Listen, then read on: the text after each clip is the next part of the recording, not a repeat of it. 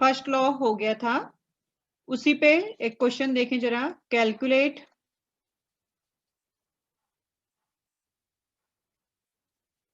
Charge in Faraday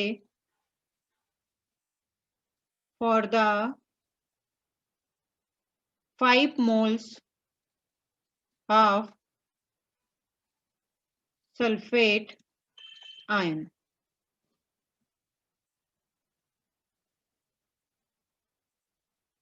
5 moles of sulfate ion के लिए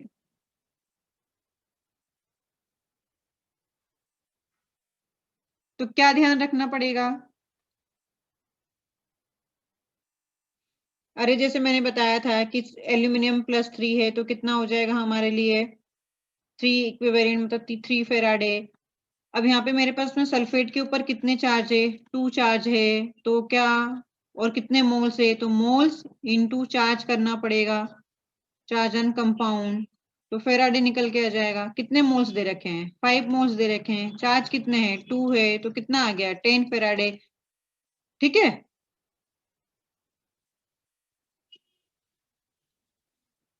4.2 gram of nitride ion.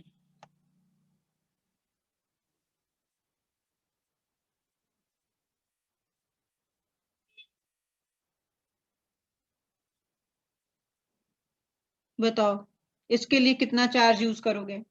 अगर मुझे 4.2 ग्राम नाइट्राइड आयन चाहिए तो कितना चार्ज की आवश्यकता पड़ेगी मुझे?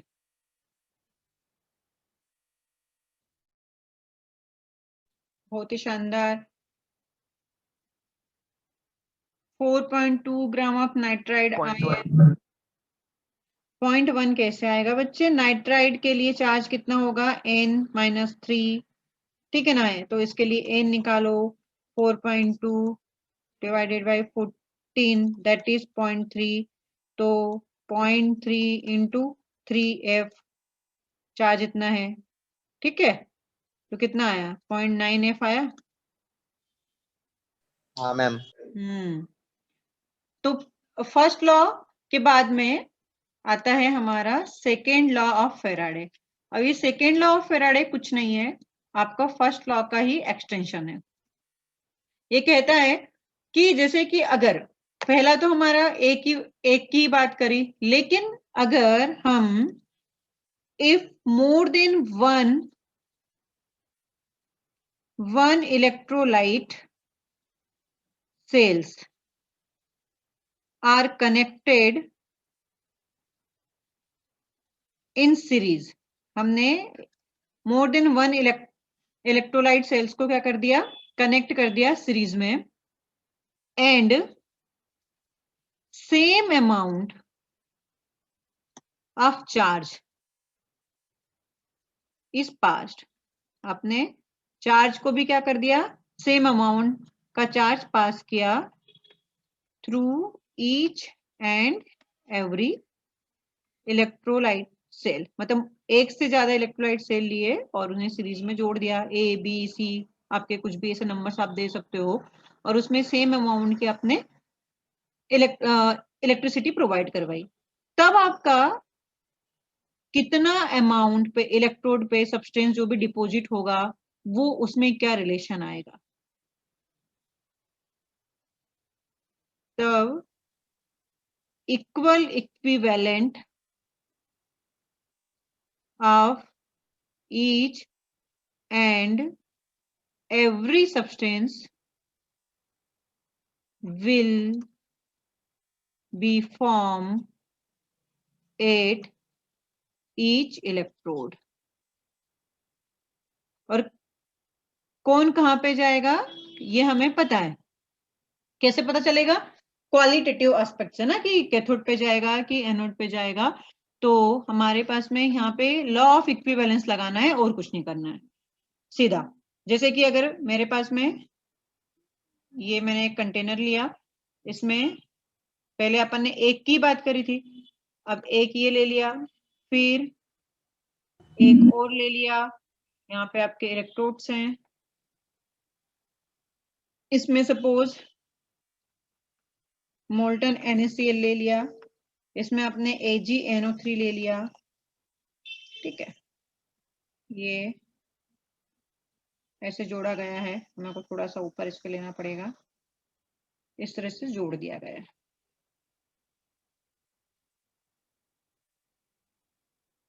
सीरीज में जोड़ देते हैं, तो यहाँ से मेरे पास में क्या क्या मिलने वाला है, मतलब यहाँ से हमें equivalent of Na will be equal to, क्योंकि Na मोल्टन NaCl है, तो यहाँ से मुझे कैथोड और एनोड पे क्या क्या मिलेगा, Na और Cl2, मतलब ये मुझे पता है कि Na मिलेगा और मेन प्रोडक्ट आपका AP और Cl2 Cp, तो यहाँ पे Na का इक्विवेलेंट हो जाएंगे हमारे किसके बराबर, इक्विवेलेंट ऑफ Cl2 के। फिर यहाँ से AgNO3 से मुझे क्या मिलेगा, Ag भी मिलेगा, तो equivalent of Ag it will be equal to equivalent of O2। तो कुल मिला के यहाँ से मेरे पास में क्या हो जाएगा, W1 upon E1 is equal to W2 upon E2। ये आपका सेकेंड लॉ से फॉर्मूला निकल के आता है।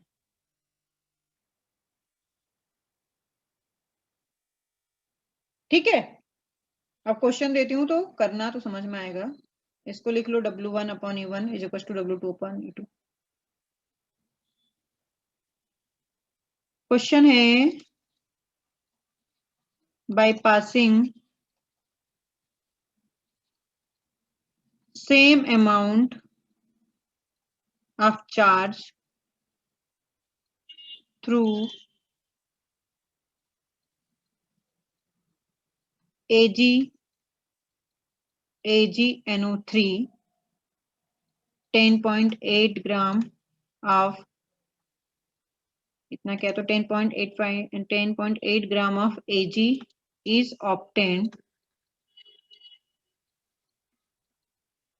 एक मिनट, मैंने Ag यहाँ पे एक्वस लिखो, एक्वस एजेंट है, तो कितना मिला, 10.8 ग्राम मिला। Then calculate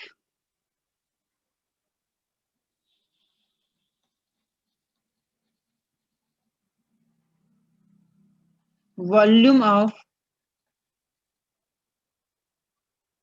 H2 and O2 gas by passing same amount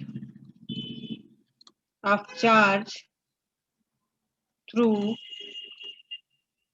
electrolysis of acidified water।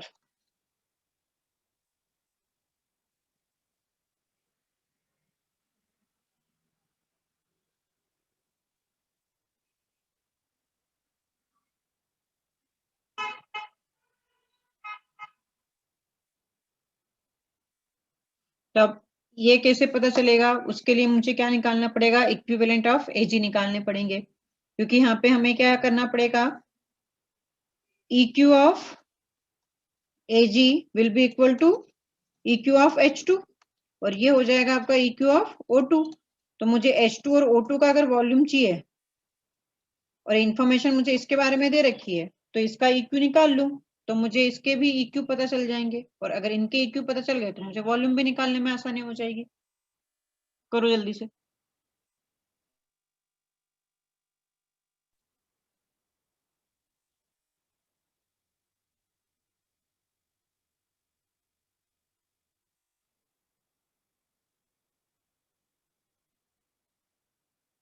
Silver का एन फैक्टर कितना होता है, 3। 1। कितना ग्राम दे रखा है, 10.8।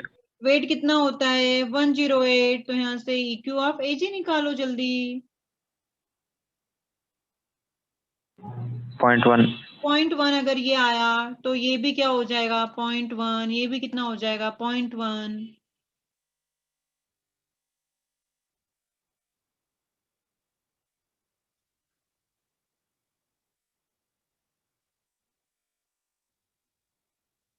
वॉल्यूम निकालने के लिए क्या करोगे, एन फैक्टर मैंने कल ही बताया था, ऑक्सीजन हाइड्रोजन के लिए क्या क्या होता है, हाइड्रोजन के लिए 2, के लिए 4, तो वॉल्यूम ऑफ H2 निकालोगे तो क्या करोगे 1/2 इंटू कितना 22.4, गलत जगह लिख दिया वैसे मैंने,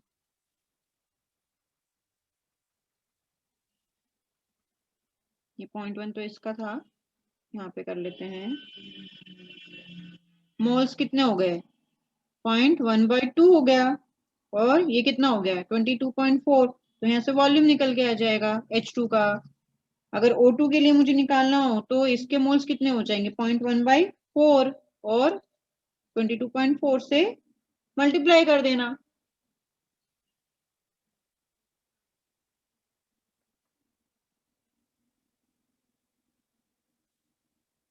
फाइव 5.7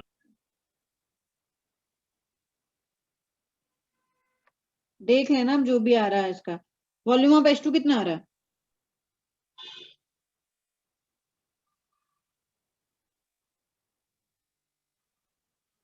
11.2 11.2 या और कुछ 1.12 क्या कैलकुलेशन करते हो यार तुम लोग हैं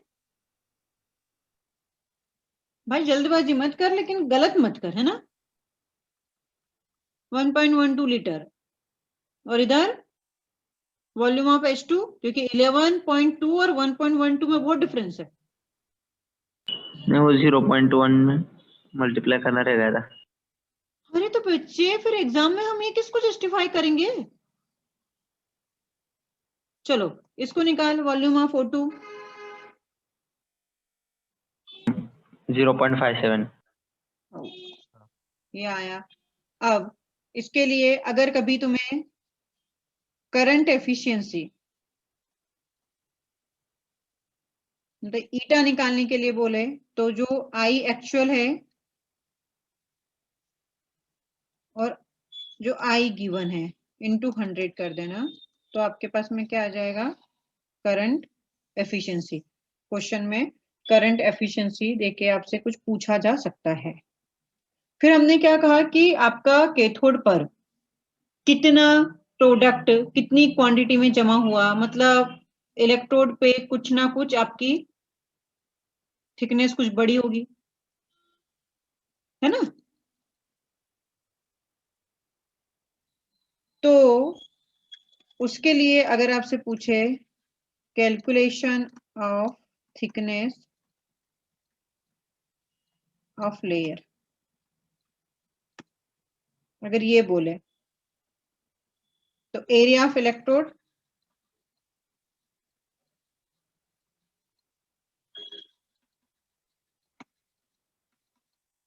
ए, डेंसिटी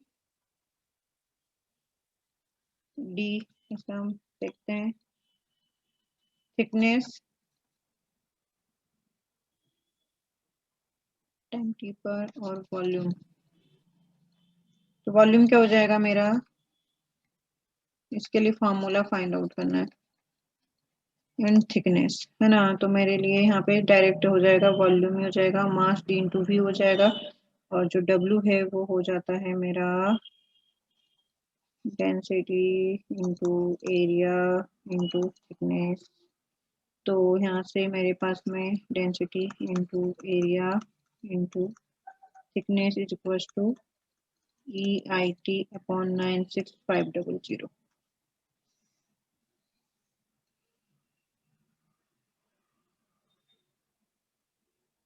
इस फॉर्मूले को नोट करो डायरेक्ट, इन दोनों को।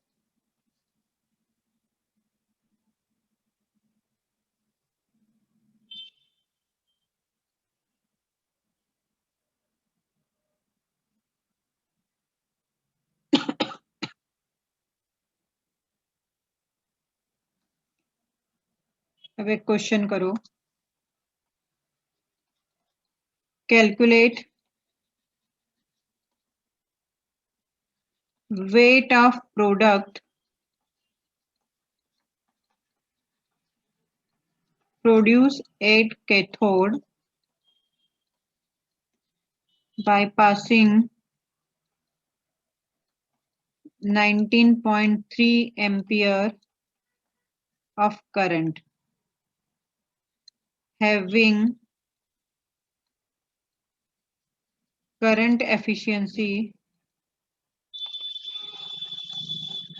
50% for 53 minutes and 20 seconds.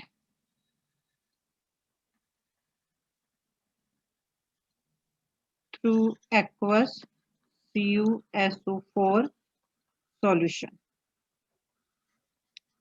Also calculate weight of product produced at anode.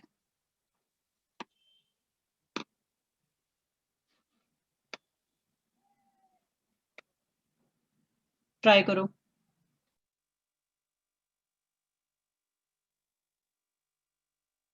अगर ये नहीं क्लिक होगा तो फार्मूले तो आसान है, लेकिन अप्लाई कैसे करोगे? यहां से मैंने कहा मुझे number of EQ of copper चाहिए, तो मतलब EQ चाहिए, मतलब क्या? W/E इट विल किसका इक्वल था? ये था। अब बस मुझे यहाँ से EQ निकालने के लिए ये चीज, अब I क्या रखूं, T क्या रखूं? आगे बढ़ो रख के और सोल्व करो। I में आपको करंट एफिशिएंसी की बात करी है, तो आपका I एक्चुअल कितना है? 19.3 है ना I एक्चुअल। ये मुझे I में पूरा करंट एफिशिएंसी ईटा रखना है, तो ये 100% मान के चले थे तब का था, तो अभी मुझे नया I निकालना पड़ेगा। तो मेरे पास में 19.3 है एक्चुअल, गिवन 50% है, तो मैं इसको ऐसा बोल सकती हूँ क्या? इनटू टी कर देना अपॉन में 96500 कर देना, EQ निकल के आ जाएगा। और जो EQ आ गया है तो उसमें फिर क्या कर देना, EQ is equal to W/E से फिर वेट निकाल लेना। ठीक है, तो ये आपका फिर और क्या पूछा है क्वेश्चन में? O2, क्योंकि आपका कॉपर और O2 दोनों के ही, O2 का भी वेट निकाल लेना, हो जाएगा। अरे समझे क्या?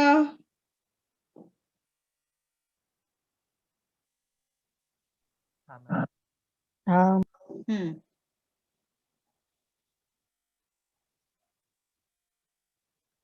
सिल्वर इज, नेक्स्ट क्वेश्चन है, electro deposited on a vessel of total surface area of 1000 centimeter square by passing a current of 9.65 ampere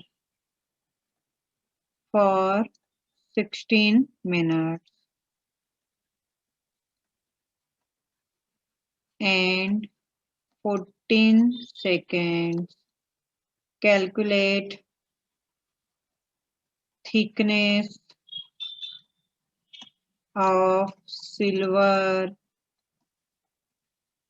deposited given है D is 10 ग्राम पर सेंटीमीटर क्यूब।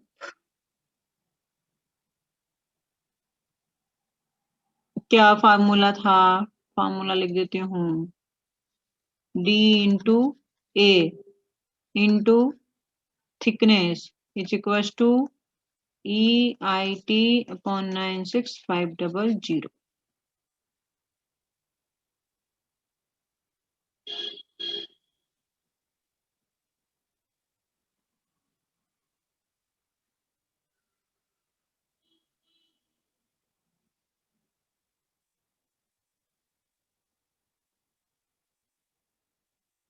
जल्दी करो भाई अब।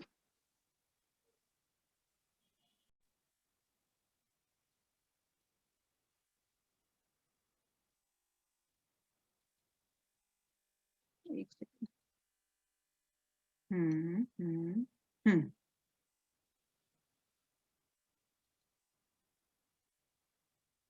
अब देखो इलेक्ट्रोलाइटिक कंडक्टर का क्या मतलब है, इसमें जो इलेक्ट्रिसिटी या करंट का फ्लो होता है वो किसकी वजह से होगा, आयंस की वजह से। जैसे कि आपके पास में सोडियम पोटेशियम इनका सॉल्ट था तो Na+Cl- है ना, केमिकल डिकम्पोजिशन होता है इसमें।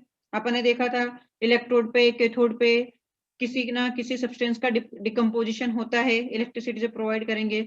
और रेजिस्टेंस जो होगा वो किसकी वजह से होगा, तो यहाँ पे आपके सॉल्यूट सॉल्यूट में इंटरेक्शन की वजह से होता है, सॉल्यूट सॉल्वेंट इंटरेक्शन की वजह से होता है, और सॉल्वेंट सॉल्वेंट इंटरेक्शन की वजह से होता है। तो रेजिस्टेंस के यहाँ पे 3 वजह हो सकती है ना। तो सॉल्यूट सॉल्यूट इंटरेक्शन का मतलब क्या है कि आपका जो सॉल्यूट है उनके आयंस के बीच में जो अट्रैक्शन हो रहा है उसकी वजह से। दूसरा है सॉल्यूट और सॉल्वेंट इंटरेक्शन मतलब हाइड्रेशन ऑफ आयंस, जैसे किसका हाइड्रेशन ज्यादा है, जिसका हाइड्रेशन ज्यादा होगा मतलब वो पानी से ज्यादा घिरा हुआ होगा, तो उसकी इलेक्ट्रॉन के फ्लो करने की वो क्या हो जाती है, हाइड्रेशन एंथैल्पी ज्यादा होगी तो मोबिलिटी कम हो जाएगी, मोबिलिटी कम हो जाएगी तो फिर इलेक्ट्रिक का पास होना या फ्लो ऑफ इलेक्ट्रॉन या इलेक्ट्रिसिटी कम हो जाती है। और सॉल्वेंट सॉल्वेंट इंटरेक्शन मतलब विस्कोसिटी ऑफ सॉल्वेंट। ये 3 रेजिस्टेंस के रीजन हो सकते हैं।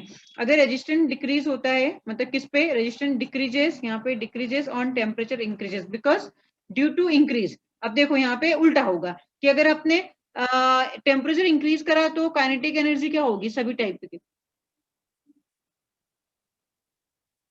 इंटरेक्शन कम हो जाएगा।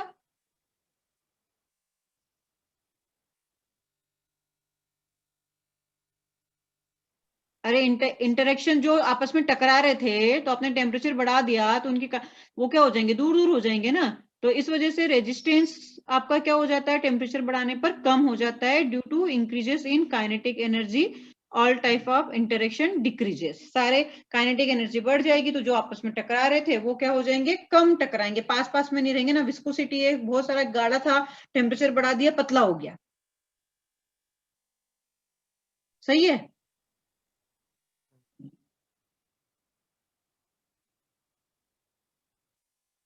अरे हाँ या ना बोलो, बात डाइजेस्ट हुई कि नहीं हुई। हाँ हाँ हाँ।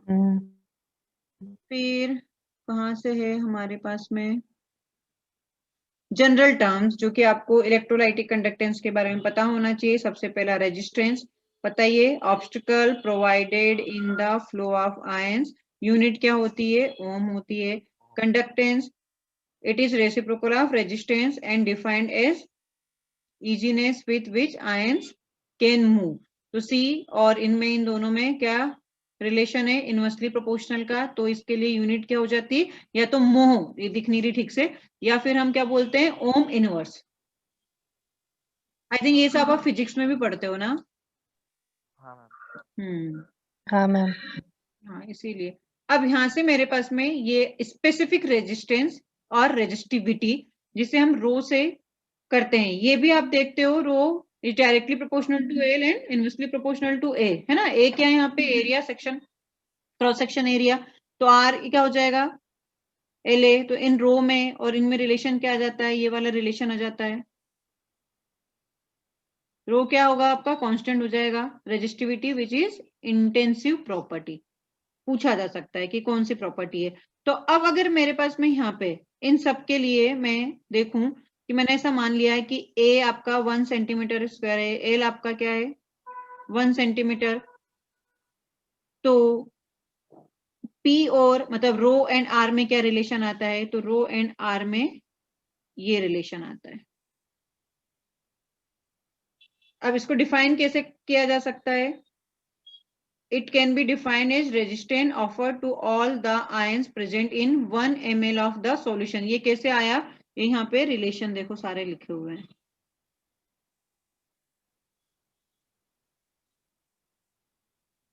तो ये क्या हो गया, ओके।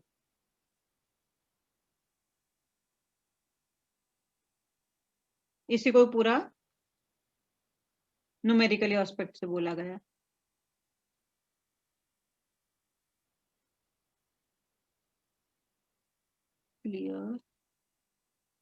अब कंडक्टिविटी सेल, जैसे यहाँ पे मैंने ये एक रॉड लगाई थी, आपका इलेक्ट्रोड का आपने क्या लिया है, एक क्रॉस सेक्शन एरिया ले लिया है, इसी को ही समझाया गया है ना, ये इनमें, और इसको पूरा देख के फिर ये डिफाइन कैसे किया गया है, इसी की बात की गई है कि ए, तो इसको थोड़ा सा ऐसे करके लिख दिया गया है एल, क्योंकि वहां पे तो हमारे पास में किसका एरिया लें, किसकी लेंथ लें, ये सब चीजें होगी ना, तो एल क्या हो जाएगा यहाँ पे, डिस्टेंस बिटवीन टू इलेक्ट्रोड। ए क्या हो जाएगा मेरे पास में, जो आपने इलेक्ट्रोड यूज किया है उसका cross section area of electrode हो जाएगा, पूछा जा सकता है। सेल कांस्टेंट जी, ये क्या होगा,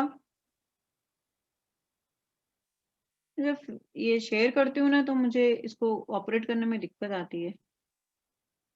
सेल कांस्टेंट जी आपका होता है ratio of distance between the electrode to the area of electrode is called as cell constant. क्या, किसका, एल और ए का रेशियो होता है सेल कांस्टेंट।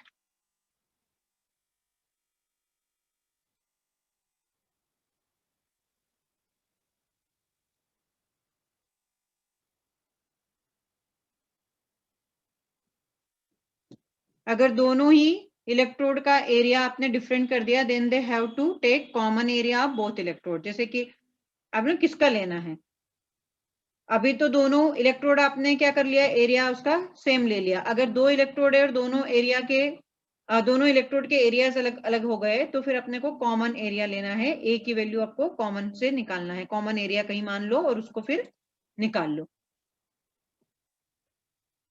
फोर्थ में है मेरे पास में स्पेसिफिक कंडक्टेंस और कंडक्टिविटी, जिसे हम कापा से, या मतलब कापा बोलते हैं इसको, और के से डिनोट करते हैं। तो ये होती है, it is reciprocal of resistivity and defined as conductance of all the ions present in 1 ml of solution. याद रखें इसको बहुत अच्छे से, क्योंकि इसमें छोटा सा न्यूमेरिकल बनता है, या फिर इसकी डेफिनेशन ही पूछ लेते हैं कि स्पेसिफिक कंडक्टेंस कप्पा क्या होती है ना, कापा बोलते हैं इसे, इस तरह से इसे लिखा जाता है। कहीं कहीं पे तो ऐसा आर करके ही लिखा हुआ होता है, तो मैंने थोड़ा सा इसको इस तरह से लिखा है के। तो क्या है ये, रो का रेसिप्रोकल है। अब रो क्या हुआ करता था आपका, R into A upon L हुआ करता था, उसकी वैल्यू रख दी और इनमें रिलेशन लेके आए, तो conductivity is equal to conductance into cell constant, unit इसकी ये हो जाएगी। बहुत ही आसान है, एक दूसरे से बहुत इंटरलिंक्ड है, पड़ा हुआ है। तो लेकिन ध्यान क्या रखना है, conductance of all the ions present in 1 ml of solution, ठीक है।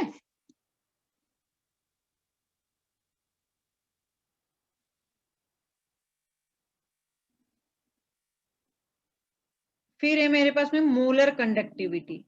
अब मोलर कंडक्टिविटी को यहां से कैसे कनेक्ट करेगा, जैसे आपको याद है इलेक्ट्रोकेमिस्ट्री में भी, सॉरी इलेक्ट्रोकेमिस्ट्री नहीं, कोऑर्डिनेशन केमिस्ट्री में भी पूछा था किसकी मोलर कंडक्टिविटी ज्यादा होगी, तो जितने ज्यादा आयंस बनते थे उसकी मोलर कंडक्टिविटी उतनी ही ज्यादा हुआ करती थी।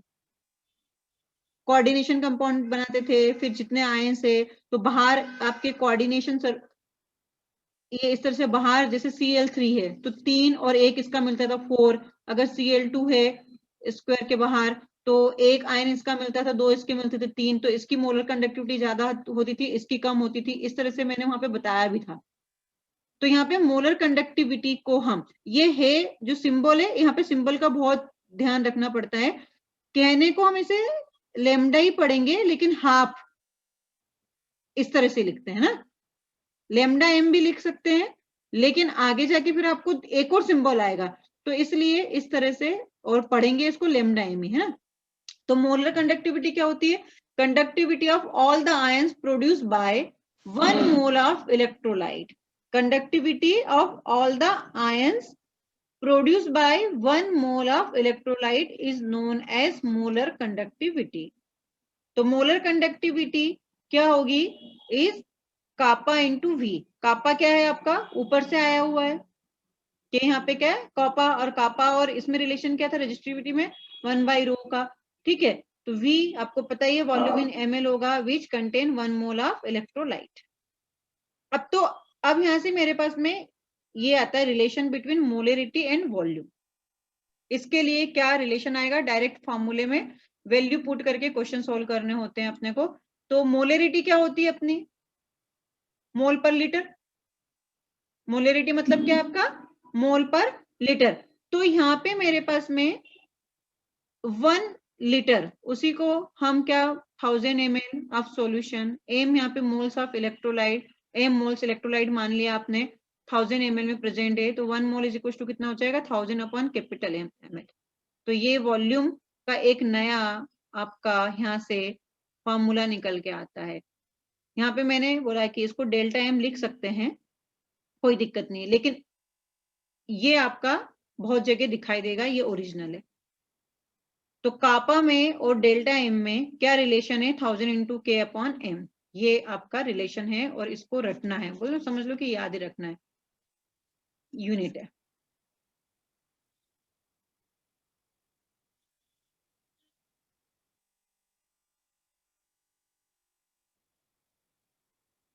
तो कुछ चीजें आपने फिजिक्स में पढ़ी है, कुछ चीजें आपने नहीं पढ़ी है। फिर है जैसे कि मोलर कंडक्टिविटी, वैसे ही आपकी क्या हो जाएगी, इक्विवेलेंट कंडक्टिविटी हो जाएगी। इसे हम वही लैम्डा EQ या इस तरह से भी लैम्डा EQ दोनों से रिप्रेजेंट कर सकते हैं। तो अब यहाँ पे इसकी डिफिनेशन क्या हो जाएगी, conductivity of all the ions produce by one equivalent of the electrolyte. तो यहाँ पे इसे हम क्या लिख देंगे, V volume which contain 1 equivalent of electrolyte, और फॉर्मूला वहां पे यहाँ पे क्या आ रहा था, एम आ रहा था, यहाँ पे क्या आ जाएगा आपका नॉर्मेलिटी आ जाएगा, क्योंकि हम इक्विवेलेंट के रिस्पेक्ट में बात कर रहे हैं। तो देखा जाए तो मैंने कहा भी था कि इलेक्ट्रोकेमिस्ट्री में भी आपका मोल और रेडॉक्स का बहुत यूज होता है। Relation between delta M and del EQ में अगर रिलेशन पूछे आपसे और डायरेक्ट फार्मूला बोले तो आपके पास में ये फार्मूला आ जाएगा, delta M upon del EQ 1000 km। तो ये जो जिसको कटना पिटना है वो कट जाएगा, ये निकल के आ जाएगा आपका यहाँ से आपका एन फैक्टर। तो एन फैक्टर क्या, normality upon molarity is equal to क्या हो जाएगा, एन फैक्टर। तो एन फैक्टर के टर्म्स में पूछ सकता है, तो delta M is equal to N factor into, इनमें ये एक नया रिलेशन आएगा। तो आपके पास में याद क्या रखना है कि इलेक्ट्रोलाइट सफिशिएंट होना चाहिए, और उसके लिए हमें एन फैक्टर पता ही है ना। एसिड है तो उसके लिए एस देखोगे, बेस है तो OH देखोगे, सॉल्ट है तो पॉजिटिव या नेगेटिव चार्ज देखोगे, और क्या लेके आओगे, एन फैक्टर्स। एन फैक्टर्स आपको निकालते आते ही अच्छे से। कल हम बात करेंगे measurement of conductivity of any given solution, ठीक है।